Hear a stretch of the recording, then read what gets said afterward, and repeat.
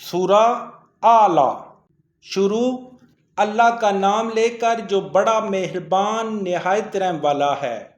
اے پیغمبر صلی اللہ علیہ وآلہ وسلم، اپنے پروردگار جلیل الشان کے نام کی تسبیح کرو، جس نے انسان کو بنایا، پھر اس کے اعضاء کو درست کیا، اور جس نے اس کا اندازہ ٹھہرایا، پھر اس کو رستہ بتایا، اور جس نے چارہ اگایا، پھر اس کو سیاہ رنگ کا کوڑا کر دیا۔ ہم تمہیں پڑھا دیں گے کہ تم فراموش نہ کرو گے، مگر جو اللہ چاہے وہ کھلی بات کو بھی جانتا ہے اور چھپی کو بھی۔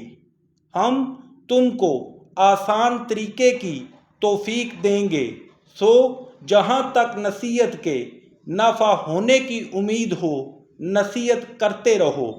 جو خوف رکھتا ہے وہ تو نصیحت پکڑے گا، اور بے خوف بدبخت پہلو تئی کرے گا، جو قیامت کو بڑی تیز آگ میں داخل ہوگا، پھر وہاں نہ مرے گا اور نہ جیے گا۔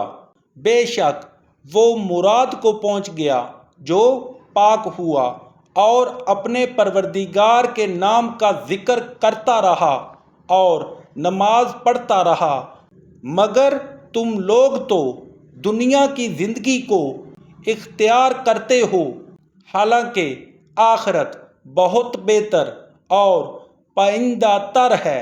یہی بات پہلے صحیفوں میں مرقوم ہے، یعنی ابراہیم اور موسیٰ کے صحیفوں میں۔